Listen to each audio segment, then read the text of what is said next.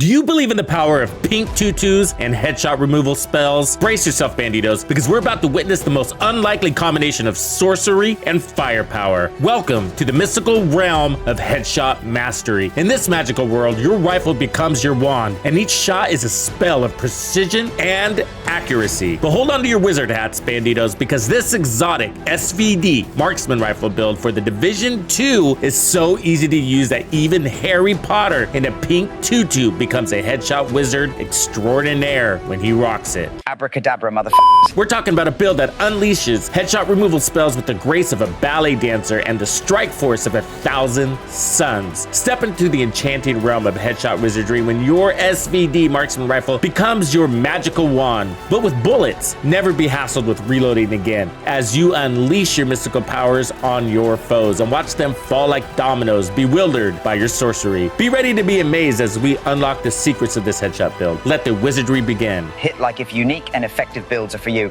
Comment, this is my tutu to support the channel.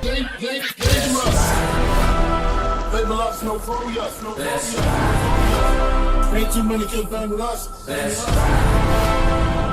Situation fight one. What's gonna do? Run. Hey there, fellow banditos. This exotic SVD marksman rifle build is absolutely relentless. It unleashes a barrage of deadly power and precision, so you hit your headshots like a pro with ease. No more worrying about reloads, no more worrying about missing your shots. Your rifle becomes your trusty tool, and each shot is a lethal strike that leaves your enemies stunned hard. But here's the best part. This build is incredibly user-friendly and strong with the damage equivalent of 6 red weapon damage cores and nearly 400% headshot damage. And wait for it, 5 skill tiers. And you don't need to be a sharpshooter expert to dominate with it. With a ton of weapon handling, it's designed to make you feel like a headshot pro from the moment you equip it. Toss in bonus armor, strong heals, and a top tier decoy, and even solo legendary will feel like child's play. So if you want to stand out in your squad, leave your enemies in awe of your precision, then don't miss out on this incredible setup. Let's get into the build details. Let's start with the featured weapon, the Dread Edict. This has a 40% headshot damage scope, a 15% weapon handling mod, 10% stability plus 10% crit chance. Good damage, 260 RPM, 10 rounds in the mag with 10% damage to targets out of cover, 111% headshot damage, and 1.6 second reload. The talent is called Full Stop. So shooting enemies builds stacks to a cap of 20. Headshots grant 2 stacks. Each stack grants 2% weapon damage, so that's 40% weapon damage, and 5% headshot damage, and that's 100% headshot damage in total. Here's the kicker. Headshot kills with this weapon restore all bullets in the magazine. This does not count as a reload. So as long as you don't reload this weapon, then you will maintain 100% of your stacks. That's the 100% headshot damage and the 40% weapon damage. It does not go away until you manually reload your weapon. So all you need to do, and this is easy, banditos, is just get 1 headshot kill every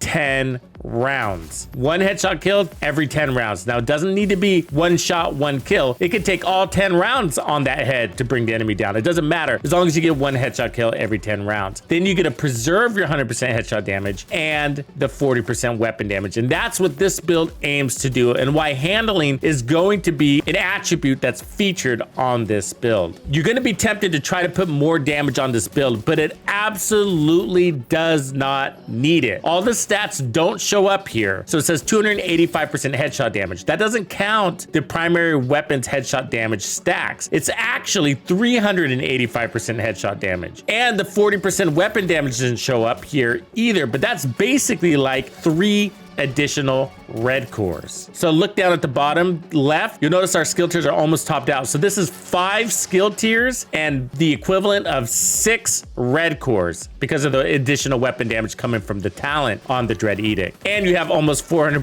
headshot damage. That's crazy. That's a lot of power. So the backpack is the Ninja Bike Messenger backpack. It gives us 3 core attributes, very helpful. I have headshot damage here, and the talent's called Resourceful, which basically unlocks an additional brand or gear set attribute. Starting with the gear set, I'm running aces here. So 2 pieces is giving marksman rifle damage. That's exactly what the Dread Edict is. Helpful. We got 30% headshot damage, very helpful. And Dead Man's Hand. Flip a card when landing shots with the marksman rifle. Just land a shot anywhere, okay? After 5 cards are flipped, the damage of your next shot is amplified by 30%. And more shots are enhanced the better the hand revealed. So if you get 4 of a kind, for example, then you have 4 shots with 30% amp damage. A full house gives you 3, aces and eights gives you 2. And then you get to flip an additional headshot card on headshots. So you basically get to that amplified damage faster the more headshots you get. And since we're always going for the head with this weapon so that we can preserve our full stop talent as well as reload our weapon without using ammo from our inventory, we're going to be getting that amplified damage a lot. Notice I have a skill tier here. That's right. This is a hybrid build with 5 skill tiers. I got headshot damage mods. Hey Bandidos, the community we have built together wouldn't have been possible without you. So as a thank you for supporting my channel and the community, I'm bringing you the hookup on member perks, including even more Division 2 content and the celebrated gaming music playlists. If you're not part of Tux's Players Club, now is your chance. My second aces is the holster. It's also got a skill tier and headshot damage, and my knees also skill tier and headshot damage. Let's take a look at the gloves. So the gloves is our 1 piece of hotshot, and then the Ninja Bike backpack is turning it into a 2-piece here, giving us that gear set bonus of marksman rifle damage at 30% and 30% weapon handling. And that makes the Dread Edict handle like a dream. I have weapon damage and more weapon handling here. So this 1 piece is giving us 38% weapon handling. Remember, the weapon has weapon handling mods also. We have 63% accuracy, 88% stability, and 53% total weapon handling. We should be at 61%, but my chest piece is missing a weapon handling stat. Instead, I have armor regen, but I'd rather have weapon handling. This is Brazos. Because of the Ninja Bike, it's unlocking that additional attribute for the brand, giving us skill haste and skill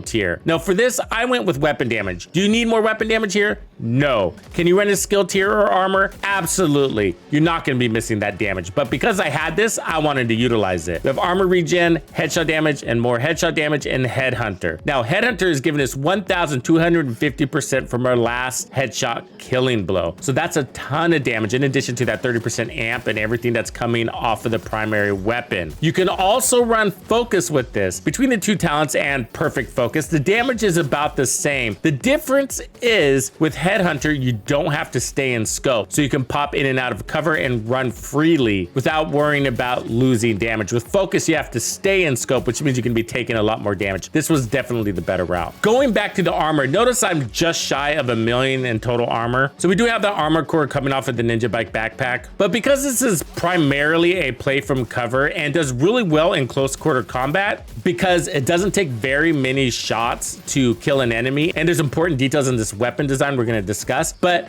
I really didn't feel like this build needed more armor. We're not playing into the bonus armor. Now there is bonus armor. We skipped over that talent. So if you do reload, on reload, you clear all the stacks and gain 5% of your max armor as temporary armor for 10 seconds for each stack that you have that is removed. So it's going to clear that additional damage, but give you a bunch of bonus armor. Besides that, I'm not really trying to reload. And so we don't really have bonus armor that we're playing into, nor do we have a bunch of armor regen that we're playing into or armor on kill. Because of that, I really didn't see the point of adding more armor. That 1 core is enough, and that's why I went with the weapon damage core here, even though we didn't really need additional damage. I could put a skill tier here to push us up to 6 skill tiers, but I'm fine with 5 skill tiers. If you don't want to farm a Brazos to get a red core, then go ahead and just run the armor core. You're going to be okay. And you don't have to run Brazos either. You can go Habsburg, Walker, and Harris. Each of those are really good options, even in Alps. So we have those 5 skill tiers. What are we doing with that? Initially, when I created this build, I was running damage skills, and that was pretty cool. But because our weapon is so strong, you don't really need additional damage from your skills, although it's nice. But as I was messing around with the build, I was like, what do I want to do with those skill tiers? And it came down to the specialization. So I was running gunner for 10% armor on kill, and that gives you 10% weapon handling when you're standing still. But sharpshooter gives you 15% more stability and faster acquisition of targets, whether you're standing still or not. In addition, it regenerates ammo just like gunner, a little bit differently, but just like gunner. And then it gives you more headshot damage. It actually gives you more damage, where gunner is not going to give you more damage really. I decided to go for this, but I'm not really utilizing the TAC 50. I'm not playing into the TAC 50. You can from time to time if you want to. I mean, you are running aces, but it's not really part of the weapon strategy here. You can also run technician if you want that additional skill tier, by the way. And so with that, by losing gunner and the 10% armor on kill, I decided to reallocate my skill tiers to heals. And so I'm running a 6 skill tier fixer drone that's healing me at about 41,000 heals per second. And because we're playing from cover and because we have a fast time to kill that doesn't require a lot of bullets, that is plenty of heals. And for the other skill, I decided to go for the decoy. That's a 180% threat decoy. It's really, really, really good. I feel like we have everything we need. You're good to go with this. It doesn't only work for solo heroic, it also works for legendary. I took this to Roosevelt Island and it handled like a dream. It actually felt really easy. Okay, let's talk about the Dread Edict because there are things about it that make it very special. When it first released, the weapon was just sort of okay, but in year 4, season 11, it became a much better weapon thanks to Hot Shot and the additional 30% weapon handling. SVDs in general in the Division 2 struggle with handling, so you do need to load it up with handling. Once you learn the weapon's cadence, its shot fire pattern is what I'm talking about and how it's designed. So every weapon in the Division 2 has a different firing pattern. And once you get the hang of it, then this weapon is gonna feel really good, but it's gonna take a few minutes to practice it and figure out the cadence. You know, how fast are you putting out those consecutive shots? Because the weapon has 260 RPM, so you can put them out quickly, but at what rate of fire works for you? And that's going to change depending on the distance that you're playing. The farther out, the slower your consecutive shots will be. The closer you play in, then the faster you can put out shots and still land them on target. But for me, a 2 to 3 shot cadence is about right when playing aggressively and in close quarter combat. This is what's special about the Dread Edict and why you don't need a lot of armor and why you don't need a lot of armor on kill and why you don't need a lot of bonus armor and why our heals at 41,000 heals per second is absolutely sufficient. It's the stagger power on the Dread Edict. This thing puts out a serious punch. One shot to any enemy's head, whether they're a boss,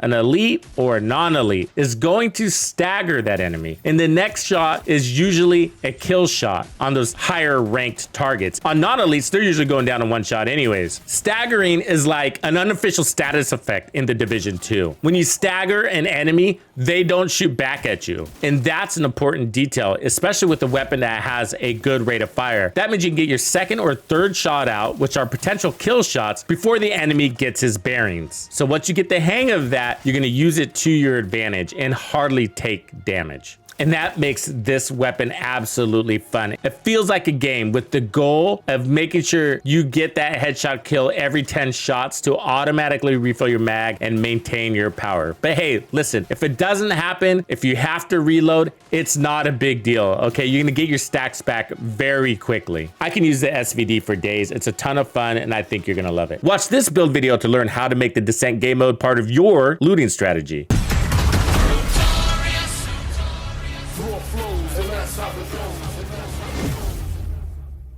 Follow me.